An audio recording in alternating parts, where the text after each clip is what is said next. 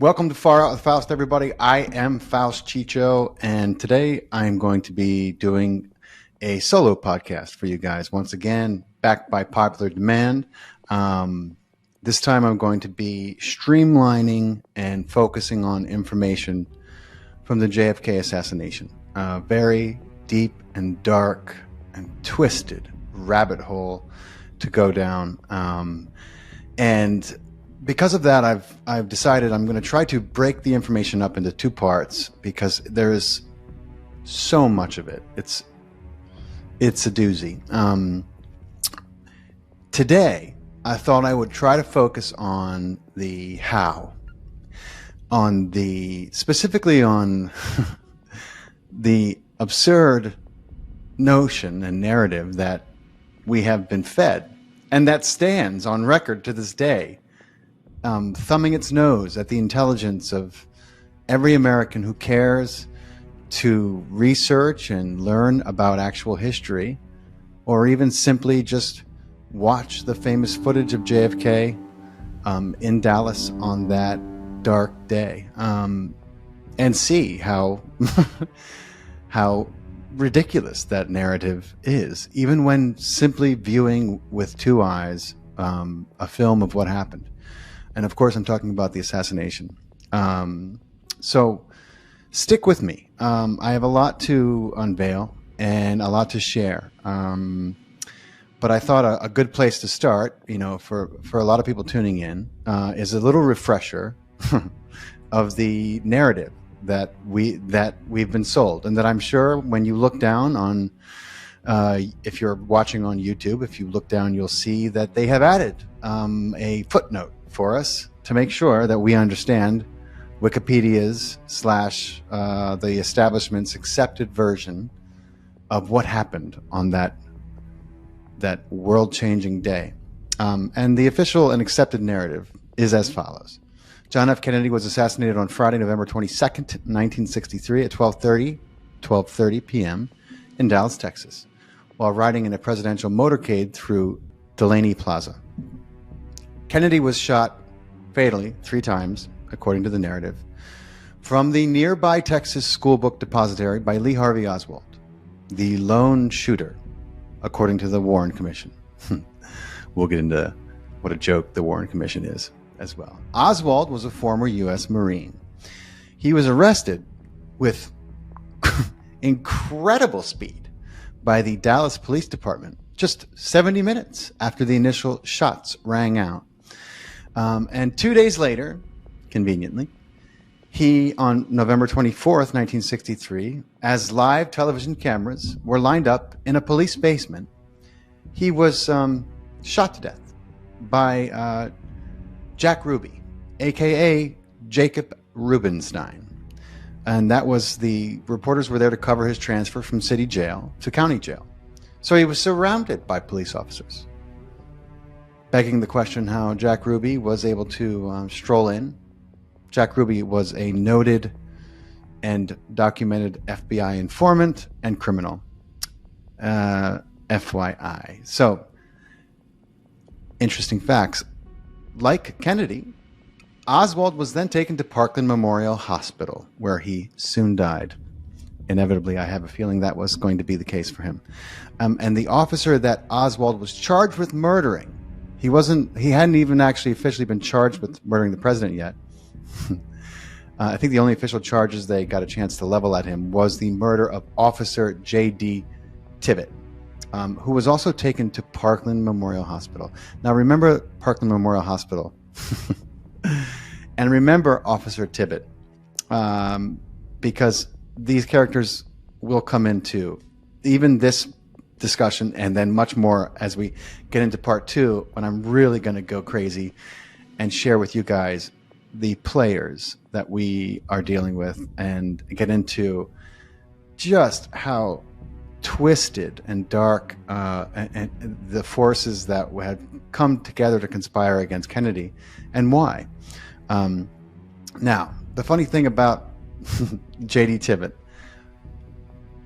I'm going to get into, we have to get into him in this part because I'm going to deal in this part with some of the hard incontrovertible facts surrounding the debacle that went on with the ballistics, and I'm sure even if you are new to this, you've heard the phrase magic bullet.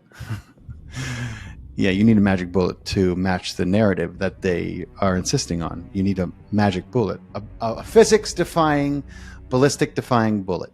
And they convinced the world there was one, and we'll get into how they did that. And so Tibbet comes into play. We're going to talk about ballistics. We're going to talk about caskets, and we're going to talk about the autopsy. My God, I'm just realizing that there was 3 caskets and there were 3 autopsy reports. There's that magic number, 3 again. And I'll explain that, but just some interesting facts. Okay. After a 10-month investigation, 10 months, the Warren Commission concluded that Oswald assassinated Kennedy and that Oswald killed Tibbet, and he acted entirely alone. Oh my God. Following the broadcast of the very well edited Zapruder film, which was aired for the first time on TV in 1975, a consensus throughout the American public, which had 2 eyes to see, that President Kennedy was and had to have been shot from not behind where the book depository was, where they claimed he was with his, sitting there with his X-Men-like shooting ability, but in the front, because it's obvious with anyone with 2 eyes and a brain and critical thinking that John F. Kennedy was shot from the front. And in truth, maybe he was shot from the front and the back, but certainly to say that he was only shot by one person from the back is an insult to a thinking man's intelligence. So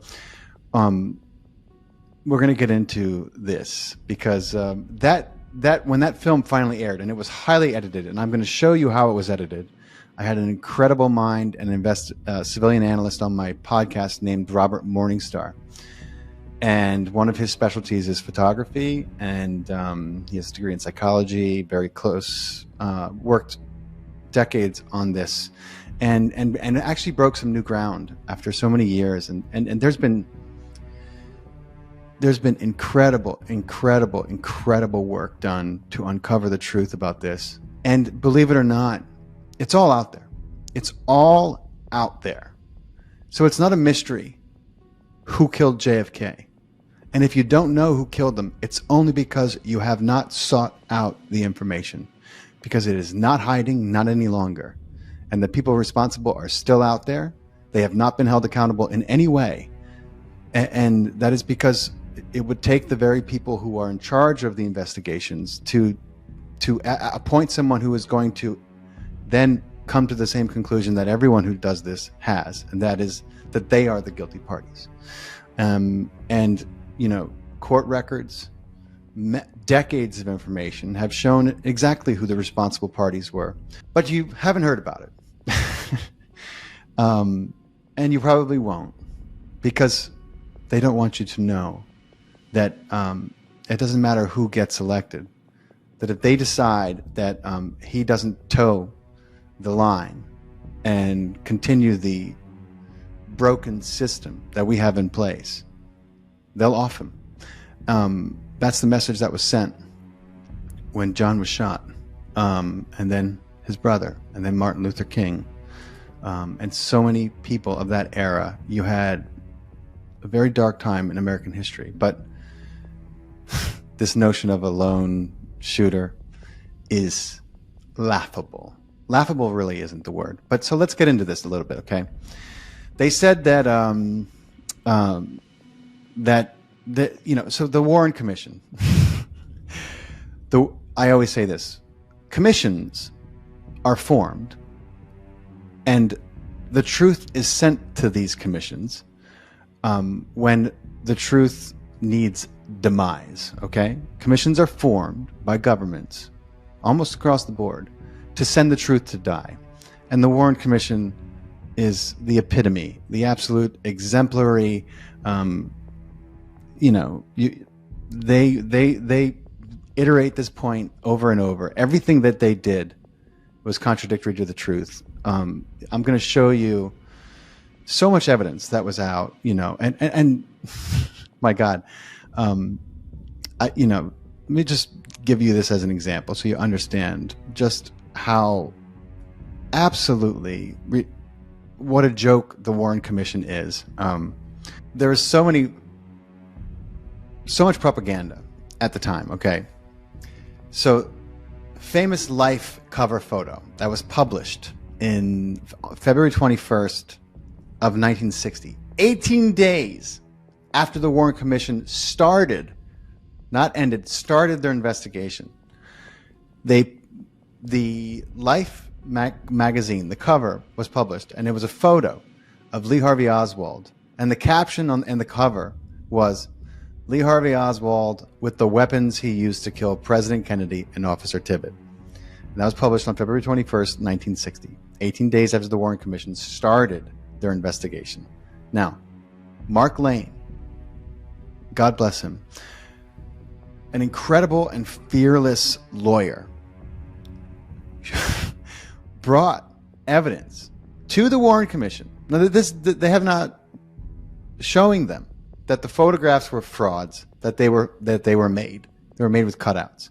He brought that to the Warren Commission to show them that this was, and it shows you that that Life magazine and all the media was absolutely complicit in keeping information suppressed and doing the CIA's bidding. And we can see this repeating over and over with every false flag, with every, attack on the American Constitution, with every murder of this sort. The media plays its role as lapdog to the state across the board, with no exception. And so they rejected Mark Lane's evidence that it was a fabrication. And of course, it came out a few years later that those photographs were in fact fabricated cutouts. But the Warren Commission rejected his plea. And so the Warren Commission was on a mission to prove the lone gunman shooter, the Lee Harvey Oswald nonsense story. And so let's get into that story, because what I want to show you guys first in this first part one, part two is going to be really juicy, but part one, I want to get into the nitty gritty. I want to show you guys just what a fucking disaster this entire operation was. And the word intelligence being attached to the CIA is an oxymoron at this point, because everything they did and tried to do was so sloppy and so unintelligent, and that's because they were in a panic, and they didn't have means of communicating the way we do now. They were operating on, their brains were in complete fight or flight, and they could not rationally try to keep up with every fire they had to put out to keep this cover up going long enough to get it out of the public's eye, because the 48 hours after John's death was going to be the most crucial to them getting away with it. And I'm going to show you why and how. Okay. So, let's start here. Let's start with the notion, the incredibly foolish notion that Lee Harvey Oswald, or fucking anyone, could make the shot that they said that he made. Okay, this is like, I'm sorry to make this comparison, but this is the equivalent of imagining that those people who couldn't even get their pilot's license, successfully navigated those airplanes into buildings in New York City. And because people don't understand, what a feat that would have been, for a seasoned pilot, let alone somebody who couldn't fly a fucking one of those little shit planes. But this is fantasy. This is fantasy. This is no different than, imagining that America was surprise attacked on 9/11 by terrorists. This is fantasy. There are no surprise attacks. Not anymore, not for a long time. Do you understand that? There are none. Whenever you hear the word surprise attack coming from a media, you can rest assured it's bullshit. Complete and utter bullshit. Surprise attack. With the intelligence apparatus and technology we have, come on. Absurd. Okay, so the the notion that Lee Harvey Oswald could even fire a rifle well is, the Warren Commission was never interested in the truth. They were interested in their story, and that's clear from the word go. So I'm going to share my screen with you because I just want you to hear this right off the bat. I want you to hear somebody who was a Marine with Lee and friends with Lee and tell you what a crack shot he was. And anybody who knew him or saw him shoot, I'm sure laughed when they heard that he made the shot that he made. I'm sure he was in just as much shock. Okay. When they found Lee in the building, he was drinking a Coke. He had no idea what was going on. He didn't have a gun on him. You can see that evidence in Mark Lane's documentary, which was published in 1967 or 1964, called A Rush to Judgment, riddled with evidence, riddled with testimony from people who were there. And I'm going to show you some of it. David Lifton's books. We're going to get into it, but I think the best place to begin might be Sergeant Delgado, who was in the Marines with Lee, and will tell you straight out what a great shot he was. This is Sergeant Delgado. This is what a great shot Lee was. The commission asked 3 master rifle experts to duplicate Oswald's feat of November 22nd. They failed. Was Oswald more skilled than the commission's experts? This is an interview with Sergeant Nelson Delgado, who served in the Marine Corps with Lee Harvey Oswald. Sergeant Delgado appeared as a witness before the Warren Commission. Sergeant, prior to your Warren Commission testimony, were you interviewed by agents of the FBI? Yes, they came to my home in South Jersey to interview me. First 2 visits, they came just to get my story, what I knew about Oswald, how close we were, and things like that. After that, then they started, the questions were tending to break my story down. Sergeant, where are you now stationed? Down in one of the missile sites. Why would they want to break his story down? Jersey. Have been there since prior to the assassination of Kennedy. I've been here now for 3 years, and this month, the 20th to be exact, I'm leaving for Vietnam. When did you first meet Oswald? Just prior to the Christmas of 1958, Lee Oswald reported into our unit. Oswald and I got along very good together. We were, like I said, working the same jobs involving aircrafts and radar. We controlled them from the ground and ran intercepts. We were about 40 enlisted men that really participated in this job. All of us knew Lee, and he knew all of us. We got along fine. We had discussions. Was Oswald interested in guns? They say he was a gun enthusiast, but I recall many instances where we stood inspections and he was constantly being gigged for having a dirty weapon and then taking improper care of his weapon. He was always reminded of when he had to clean the weapon. Never took it upon himself to do so. Do you have personal knowledge of Oswald's ability with the That's rifle? Mark Lane. At the range, he couldn't prove by me that he was a good shot. As any person who's ever served in the armed forces could tell you, there's a part in the qualification that calls for rapid firing. This is done with 10 shots, 8 in a clip and 2 that you load by hand. They give you maybe 30 or 45 seconds to be exact to fire these 10 rounds.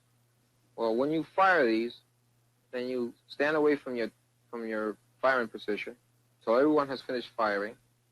Then the targets are brought down and scored, the targets are run back up, and they're disked for the number that you have hit, 5s, 4s, 3s, or misses. Well, in Oswald's particular case, it was quite funny to look at, because he would get a couple of discs. Maybe out of the possible 10, he'll get 2 or 3 Maggie's drawers. Now, these are a red flag that's on a long pole, and this is running from left to right on the target itself. And you don't see this on the firing line too often, not the Marine firing line.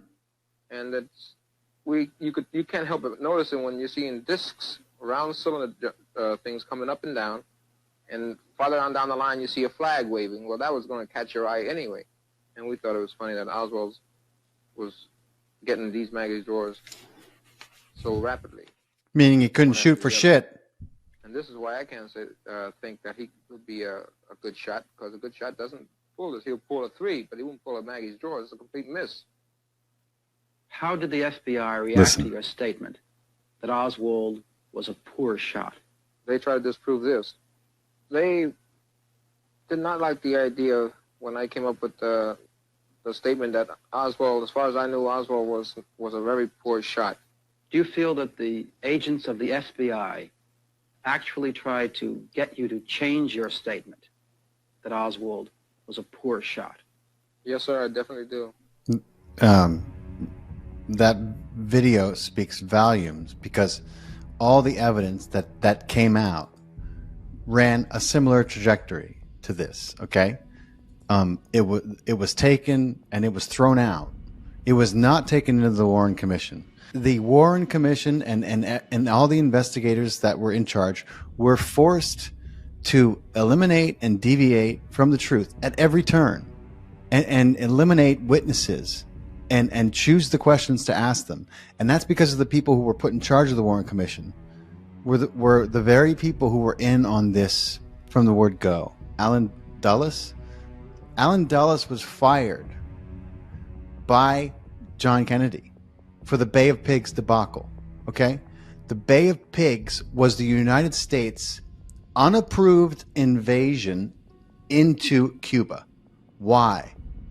Why did the CIA launch a full-scale invasion into Cuba without the president's knowledge? Who would have the balls to do such a thing and think they can get away with it? Well, that's a great question. Allen Dulles, E. Howard Hunt, Murchison, the oil tycoons, they had a lot to lose from Cuba becoming whatever you want to call it, cutting ties with America, and the way America was taking advantage of it with Castro. And they wanted war. The United States doesn't take kindly to people telling them that we can't exploit them. We declare them enemies, and we find a reason to invade. Operation Northwoods was that proposal, and John F. Kennedy shut it down. Operation Northwoods, for those of you who don't know, was a proposal by the Joint Chiefs of Staff that was put on John F. Kennedy's desk that had about 88 ways to false flag an event and give the United States a reason to invade and take Cuba for itself. Not to make it part of the United States, of course, but to do what it does, what it's always done. One of those ways was, we could bomb a cruise ship and blame it on the Cubans. We could bomb an airliner and blame it on the Cubans. Does this sound familiar? Do you think history has perhaps repeated itself? I know some of you know exactly what I'm talking about. And John Kennedy said no. No, no, no, no. And I think that at that point they started scratching their heads and saying, why have we put ourselves in a position to have to ask permission to the president? And then they went ahead and tried to do it anyway. How did they do that? Well, we'll get into that. But you're going to be shocked to learn some of you won't be, just whose fingerprints are all over this thing. And I'm going to show you how the trail of breadcrumbs was left by giants. You know, it's not a trail. It's not hard to find. The paper trail is immense, and the guilty parties, you know, they're not hiding. It's all right here. It's all there. It's a lot, but it's all there. So I want you to hear this man. This is one of the, if not the closest civilian to witness the assassination. Knoll. Oh, this is a different guy. I think the shot came from up on top But of the there's viaduct countless over the people. president, is that correct? Yes, sir. Not on the viaduct itself, but up on top of the hill. The grassy knoll. Of ground or the garden. Mr. Brehm, where were you on November 22nd, 1963? I had taken my 5-year-old son downtown to see the presidential parade. This is a picture taken by Mr. Nix of the limousine at the time the shots were fired.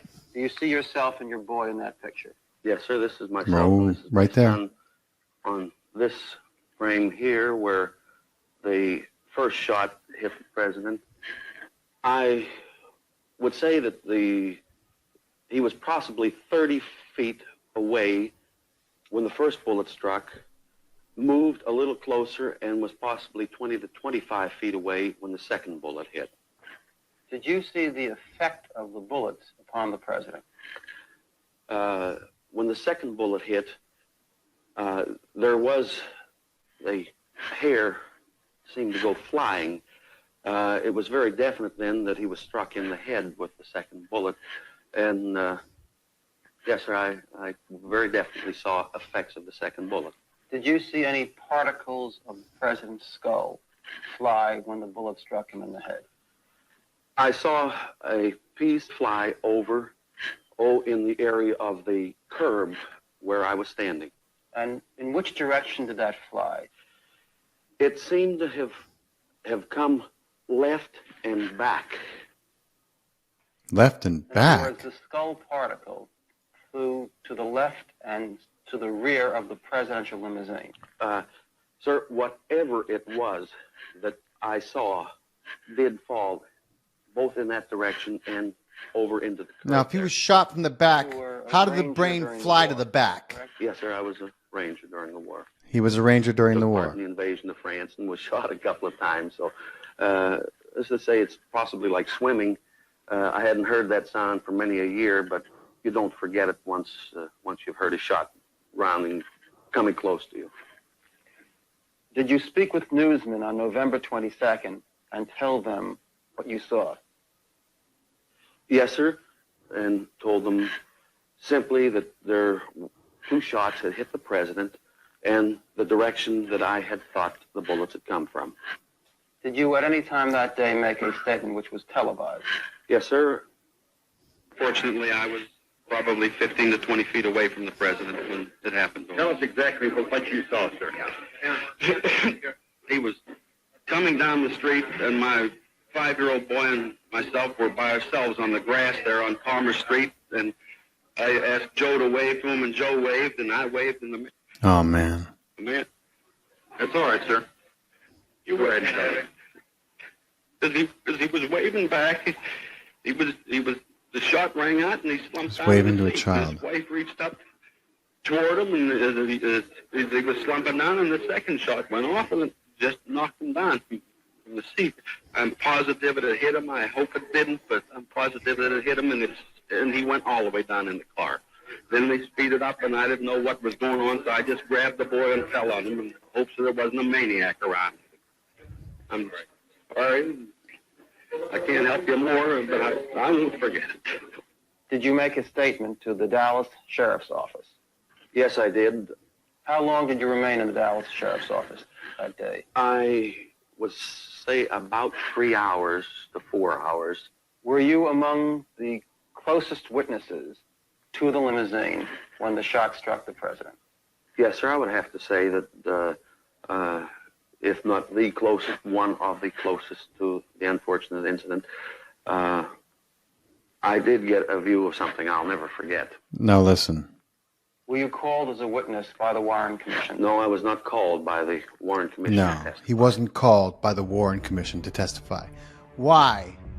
Why wasn't he called to the Warren Commission to testify? Why wasn't one of the closest witnesses to the assassination called? Because they were not interested in the truth, is what you need to understand. Not even a little bit, okay? The notion is absurd. The evidence against it is immense. And if you guys want to hear one testimony after the next, watch Rush to Judgment by Mark Lane. I think it was a 1964 documentary that he put together, because this is a brilliant and brave man, Mark Lane. Both those clips I showed you are from that documentary, Rush to Judgment. And he interviews, and he was just trying to show people just how hoodwinked they're being. And I'm going to put a link to that documentary in the video description. But if you want to hear one after the next, now I have a ton, and I'm going to share them with you guys. But ballistically, and the whole notion is crazy. It's insane to even contemplate. You know, it could never have happened, let alone by one person.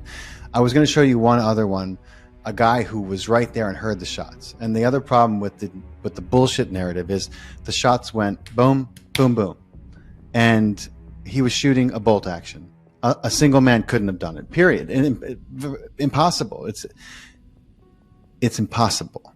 Okay, but yet it still says, and it will say, if you click on the bottom of this video description, you'll see the Thought Police has added a little footnote for context because of what I'm talking about, so that you understand what history has told us we have to think about this.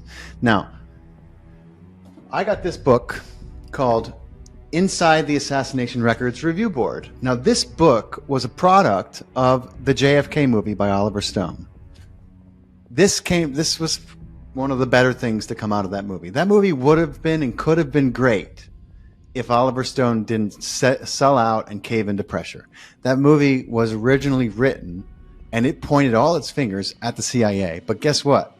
The CIA has its fingers also in Hollywood. And so he was pressured, Oliver Stone, to point the finger towards the military-industrial complex, you know, or as if there's a big difference. But it's a shame. I like that movie. I enjoy that movie. Kevin Costner was great. I have a friend who was in that movie. Believe it or not, she was in my first movie with me, Karen Ludwig, wonderful woman. My God, I just channeled my former self. But that movie got all these records released, okay? And so some good things came of it, even though the movie was sold out and it doesn't tell the true story. There's a lot of stuff added, but it does give you an idea, the kind of, you know, mystery and ridiculousness. And Oliver Stone's goal was to try to get most of the records released, and he got a lot of them, not all of them, of course. But what came of it was the truth about the chain of custody that was completely demolished with the casket fiasco that happened. Now, why would there be a casket fiasco? What? If the man is dead, you don't need a decoy, okay? These people are their coincidence theory explanations about, well, they always have decoys. I'm like, no, this was what? For what? People are going to attack the hearse? It's ridiculous. But let's get into that a little bit, okay? So the narrative, obviously, if you're listening to this, you probably already know the narrative is completely absurd. It's laughable. And the fact that they still tote it as truth is like, I mean, it's disgusting. Anyway, let's get into this. So see if you can keep up with me, okay? I'm going to tell you about, we'll go from the ballistics, because the wounds suffered by the president it was a problem for the people who planned this and planted it on the patsy, Lee Harvey Oswald. So they had a problem because there was no way to make John F. Kennedy appear as if he was shot from behind. Okay? None. Because of the way he was shot. But they had there was going to be, and there is, a massive conspiracy if they could not make a show of this. And they had all kinds of plans to try to do this. But they needed to doctor the body. And boy, did they make a mess of this. So here's the timeline. And this is one of the biggest smoking guns you're going to find.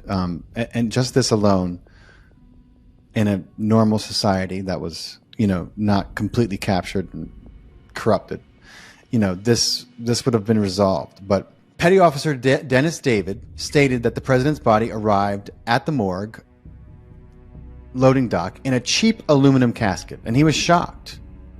And because the president was not supposed to be moved in this ugly ass tin pinkish cup that he was moved in. Okay? This is a fiasco, guys. I'm going to try to sum this up for you without losing you, okay? I have a timeline here, but if I read it to you guys, your eyes are going to glaze over and you're going to go catatonic on me. Okay? I'm going to try. At 6:35 p.m., a casket was delivered. It was cheap aluminum, okay? It was delivered by a black Cadillac mortuary-style ambulance. The hearse was offloaded by Navy Petty Officer Dennis David, and it was being worked by about 8 sailors wearing not dress uniforms, but naval uniforms. And there's a lot of evidence to corroborate that. The time of that casket entry into the books was 1835 or 6:35 p.m. Okay, so that was typed in an after-action report. It can be proved. Remember that now. That was 6:35, cheap aluminum casket with the president's body. Now at 7:15, another casket was delivered. This one was bronze, a ceremonial viewing casket furnished by the O'Neill Funeral Home at Parkland Hospital in Dallas. That was taken into the morgue anteroom by 4 federal agents using a wheeled conveyance, like a church truck. It was accompanied by James Siebert, FBI agents James Siebert and Frank O'Neill. Remember those 2 names, because those 2 guys are heroes. Okay? There was 2 of the good guys who managed to stay on the case and the body throughout. Thank God. Okay. At 8 p.m., another casket was delivered, the same bronze color, a ceremonial viewing casket from Dallas. And it was the same one, but it was empty at 7:17. Okay. That casket was taken into the morgue, again at 8 p.m., this time with JFK's body having been reintroduced into the casket. Wait, what? What was going on? Okay. Each time the bronze casket from Dallas was brought into the morgue, it was delivered to the loading dock by a light gray Navy mortuary type ambulance. Okay, the bronze Dallas casket in the light gray Navy ambulance did not even arrive at Bethesda Naval Hospital from Andrews Air Force Base until 6:55. 20 minutes after JFK's body was already delivered to the morgue via the simple aluminum shipping casket. Okay? This is a debacle, guys. The reason why you're having trouble keeping up is because everyone on planet Earth was having trouble keeping up, and they still are. Okay? Even the bad guys. The bad guys were so shit confused and in a panic that they fucked up. They couldn't even keep track of this. Okay? Okay. So the first entry of the Dallas casket into Bethesda was an empty coffin. Okay, and that's documented in this book. Empty. Why? What? Why? What was going on? Okay, the early arrival of JFK's body in that aluminum shipping casket provided time for key medical personnel, the corrupt ones, at Bethesda to perform preliminary inspection of his head wounds and to grossly expand the president's cranial wounds by an illegal, illicit, clandestine post-mortem surgery in order to remove evidence of the shots from the front and the right prior to the commencement of the formal autopsy at 8:15. That's what happened. Now, we can get into theories of body doubles, which there had to have been in some way, shape, or form in order for them to pull this off, because there's an extra brain floating around, as you're going to see. That's on record. That's not conspiracy theory any longer, okay? It's all recorded. Okay. After earlier losing the casket while chasing a decoy ambulance around the grounds of Bethesda in darkness, it was imperative to those orchestrating this debacle that the confused and mortified Joint Service Casket team be allowed to find the casket. Because what were we playing? They were playing a little card game. Find the casket. Whoops, that's not the one. Imagine the chaos that was going on. So, shortly before 8 p.m. and perform a duly authorized function. It was the impossibly early arrival of JFK's body in a different casket from which it left Dallas, the aluminum shipping casket, and then a different ambulance from that in which the Dallas casket left the Andrews Air Force Base, the black Cadillac. And that broke the chain of custody of the body, and therefore, by definition, it invalidated the results of the autopsy. The autopsy is what they used for their entire case. This was one of the first times fraudulent science was used by the United States government to prop up bullshit and insist upon nonsense. They used the autopsy reports and they based their whole case. This is why they were running around like chickens with their head cut off, trying to make sure that whatever else happened, they were going to see this through. And I want to show you a video, okay? The president's wounds, as observed in Dallas, versus 6 hours later when they got to Bethesda, Maryland, okay? It couldn't be different. We have what happened, and then we have what they wanted the world to see. And they made a mess of it in between, a real fucking mess. Okay. An FBI report written by two agents, those two heroes I was telling you about.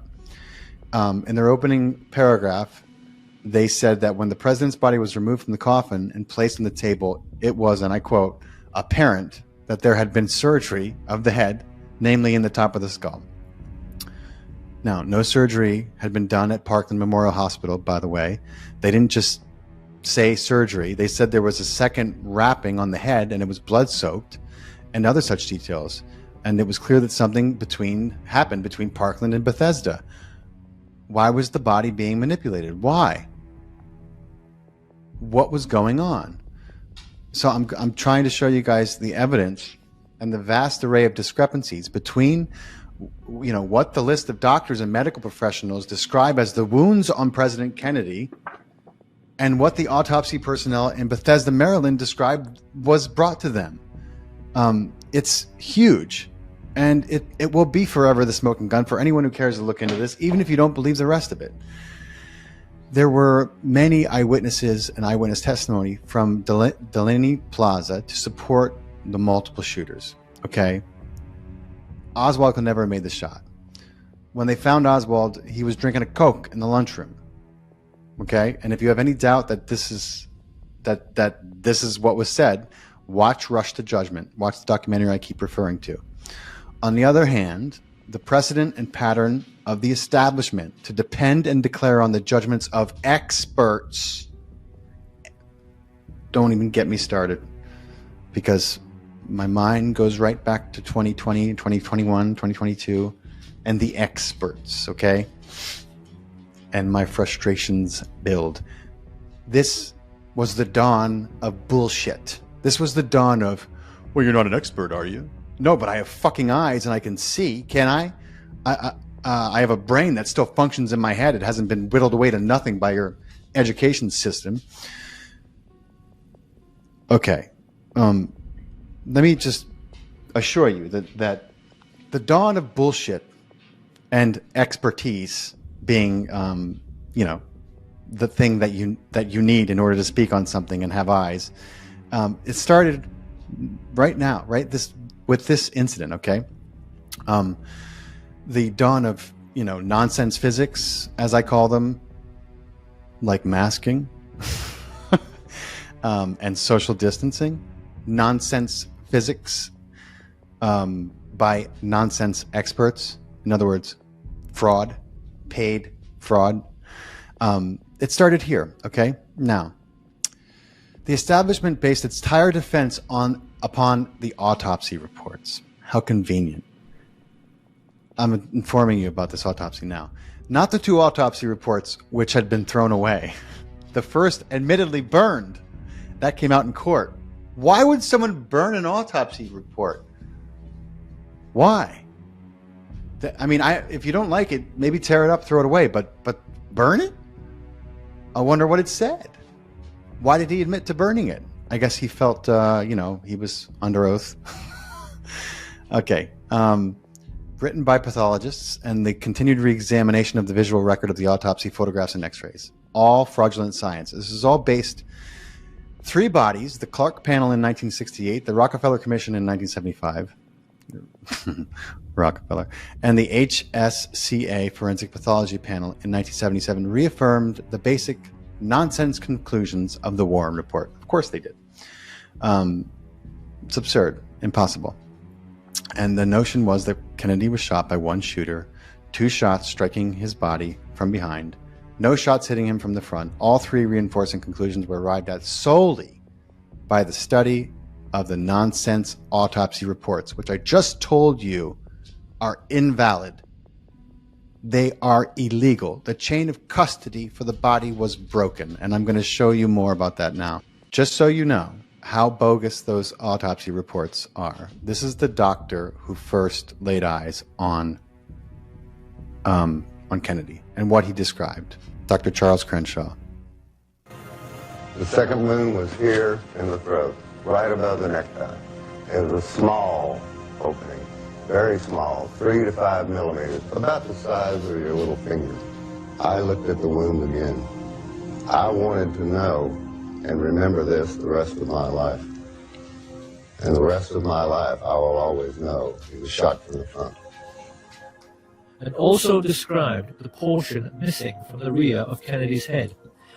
The bullet struck about where and passed about where? From here through.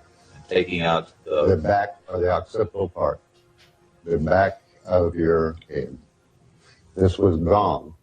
It's approximately 1 o'clock Central Standard Time today here in Dallas. He died of a gunshot wound. This information soon made its way to the media. This is why, at the very first press conference, Press Secretary Malcolm Kilduff correctly pointed right to his head.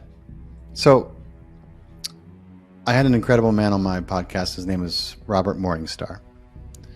He did some incredible work on this. And say what you want about his theories and whether he's correct or not.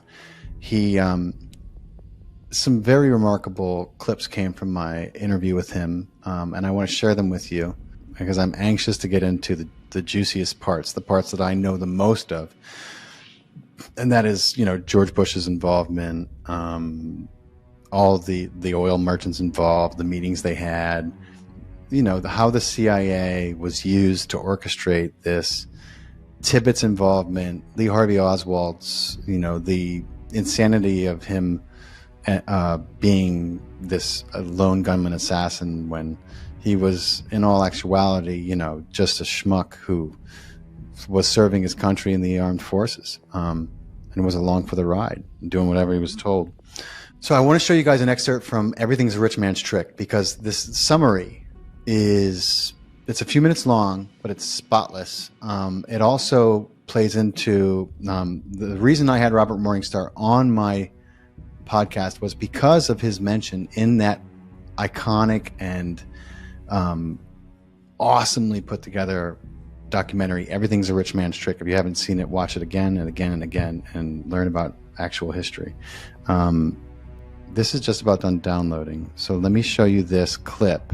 Because Officer Tibbet had a nickname. When he was at work, his fellow officers always used to call him JFK, because at 39 years of age he looked exactly like him. In the only well-known picture of Tibbet, his Elvis haircut makes him appear very youthful. But having turned grey and having nearly turned 40, most people felt his resemblance to Kennedy was uncanny. What Tibbet never knew, as he drove past assassination witnesses Jack Tatum, Domingo Benavides and Aquila Clemens was that he had been selected to play the role of the president in death. Researchers have always believed it couldn't be a coincidence that Tippit was shot in the right temple, just like JFK some 45 minutes earlier. They wondered why bullets had been removed from his body in the ambulance, and why, when he was pronounced dead on arrival at the Methodist Hospital, it was felt necessary to move his body to Parkland. With their concentration firmly fixed on the casket of the deceased president, the newsmen completely ignored the ambulance which spirited away the body of J.D. Tippit, so that it could be loaded onto Air Force 2, where John Melvin Liggett was waiting.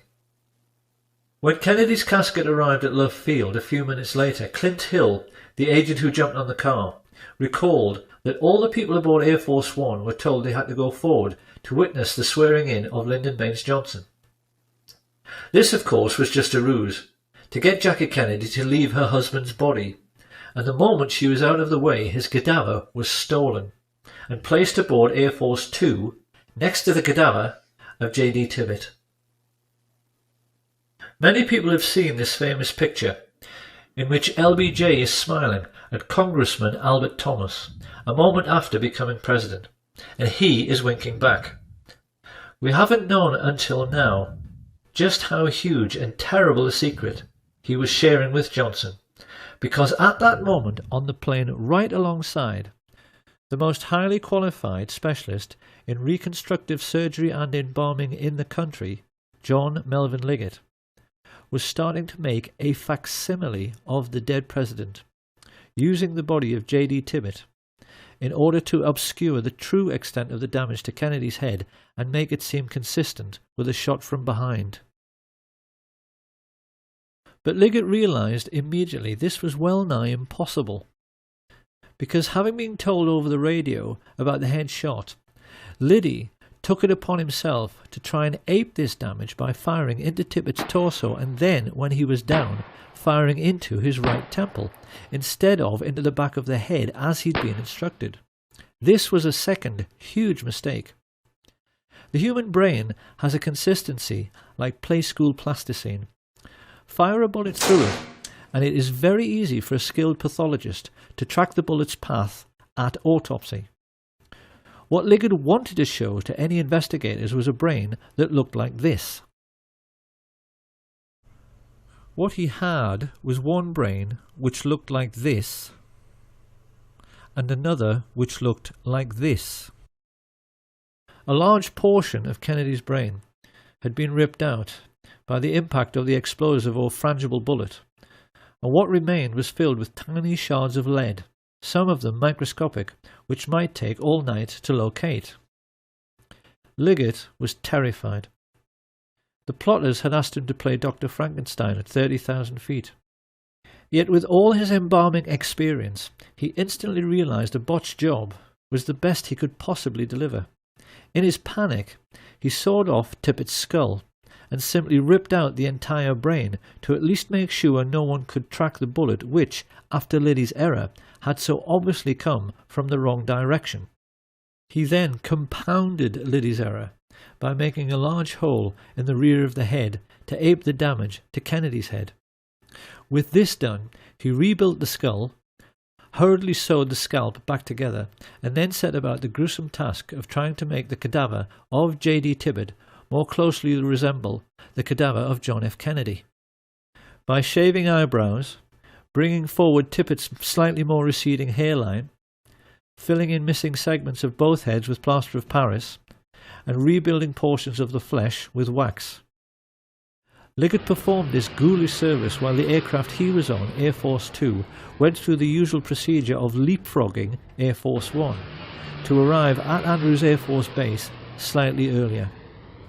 He wasn't given long enough, and in the rush to get finished, the plotters now made their third and most stupid mistake. Instead of placing Tippit's body in a casket identical to the one aboard Air Force 1, they placed him in a Spartan grey metal coffin inside a body bag. As the TV media showed these distressing pictures to a world reeling in shock, it's hardly surprising that no one ever dreamed this casket could be empty, but it was. As it was driven away, out of sight of the media, the two bodies were taken from Air Force 2 and loaded onto a helicopter. It was at this point that the two honest men, FBI agents Francis X. O'Neill and his partner William Siebert, became crucial figures in the story. They explained to researcher David Lifton that they made the journey to the Naval Hospital at Bethesda in the car behind the hearse which carried Jackie and Bobby, and most notably Admiral George Berkeley, who made sure he stayed with the empty coffin by sitting on another man's lap. Upon reaching Bethesda, Siebert and O'Neill said Berkeley then guided the family members into the building while the hearse was ordered to the rear to unload. But that was where the simplicity ended.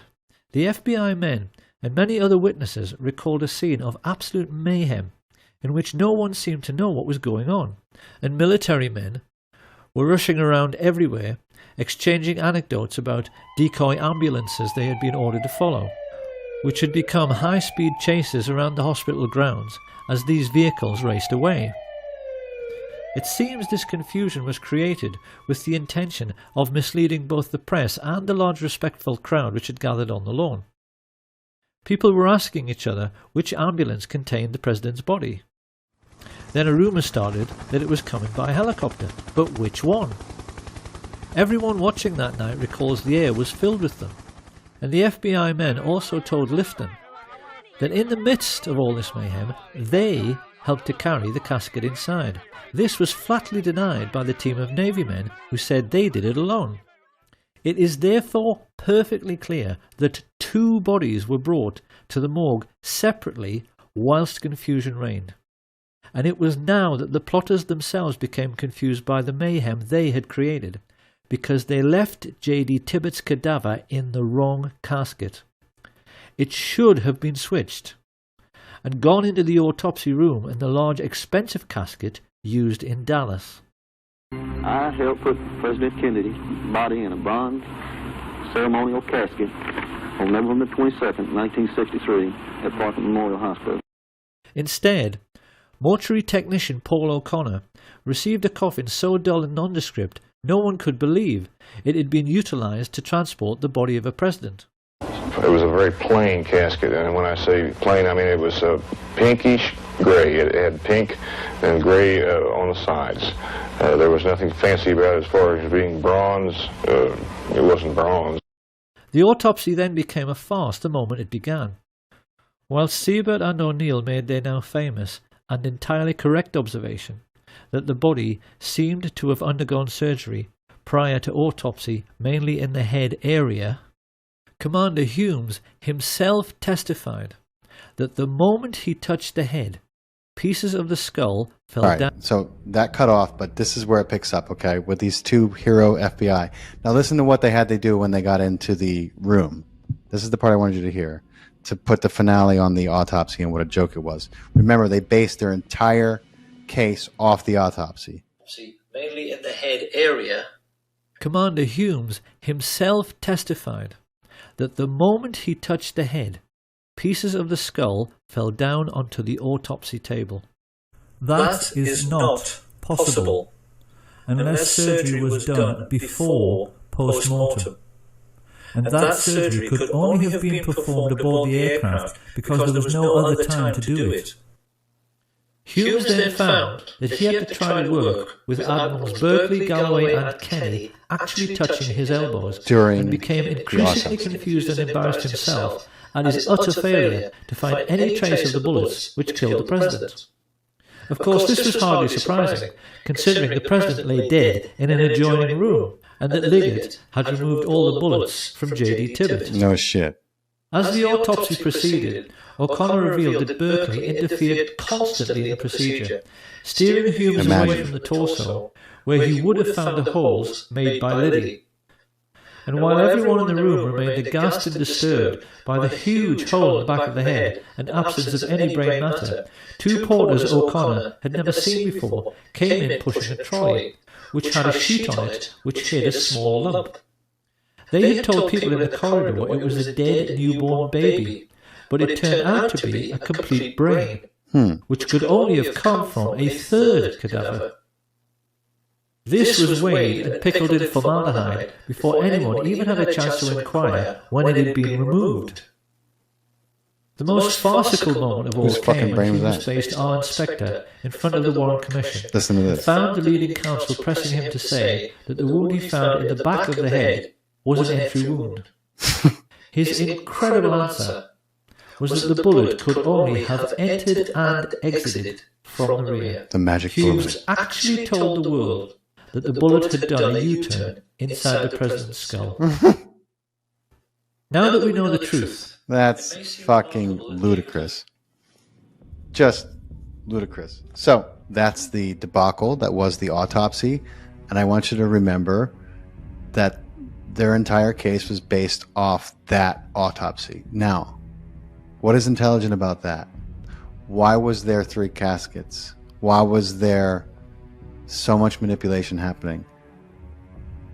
And yet, if you click on the bottom of this screen, if you're watching on YouTube, you can read that that's what happened, according to the thought police, according to the fact checkers.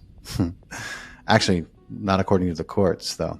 So, I apologize for some of the disorganization of this episode, but I'm going to make it up to you. Because next week, I'm going to focus on what I love. I'm going to focus on the players involved, and I'm going to reveal all the evidence I've found.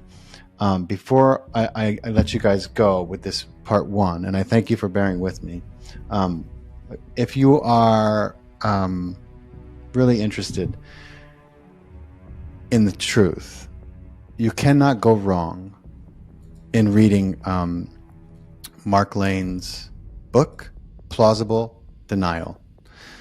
It is a tell-all. It is an expose. No one would publish it. Not one publisher in America would publish it, which tells you who owns them. He finally found an independent publisher to publish the book. And if you read the book, you'll see that it blows the case wide open. And it certainly destroys the autopsy that they based their case on. Another one is called Last Word by Mark Lane. Everything's a Rich Man's Trick is the documentary I just showed you. Rush to Judgment by Mark Lane. And this book, Inside the Assassination Records Review Board. And, of course, David Lipton's bestseller and Pulitzer Prize nominee, Best Evidence. And then finally, I found these 2 books just recently called Final Judgment by Michael Collins Piper. The Missing Link in the JFK Assassination Conspiracy, Volume 1 and Volume 2. These books are sick. They lay everything out. The appendix. These books are all. If you want to blow your mind, pick up these 2 books. Pick up either one, because this is kind of a summary appendix of everything I've been talking about and everything I'm going to talk about for next week's episode. Next week, I'm going to get into the weeds with the Bush's involvement in this, the oil tycoons, the mafia, and everyone responsible for this. Many of them, still at large in one way, shape, or form. Many of them still committing the same kinds of heinous acts and setting up the same kind of nonsense science for their own gain. So next week, you'll see part 2. I'm going to get into the more juicy stuff. But I wanted to give you guys first established just the fact that their entire case was nonsense. It's based on fraud, based on farce, total farce. Because once you understand that the ballistics involved and the autopsy report, which they used to base the Warren Commission's report off of, was completely bullshit, then you understand everything else that's happened since. Next week, tune in. We're going to get into some exciting stuff. But thank you guys so much for joining me. If you like this video, please let me know in the comments. I love you guys. I appreciate your time. I know it's valuable. And, I just continue to encourage everyone. Question the answers. It's the best thing you can do, because the answers we get more often than not, are not the truth, or any truth for that matter. If you have not subscribed, please do so. If you guys want to stay in touch with me on a regular basis, you can check out my personal IG account. It's the one Faust Checho. And we have a lot of content. We're coming out. We're switching to in-person interviews. Going to be recording my first one next week. And got some incredible guests lined up. That's going to change everything. Also, we're putting out a new series that's going to be similar to these podcasts, these solo podcasts, only shorter, using a green screen. It's going to be awesome. So thank you guys for bearing with me. I love you. I'll see you next week. Thank you so much.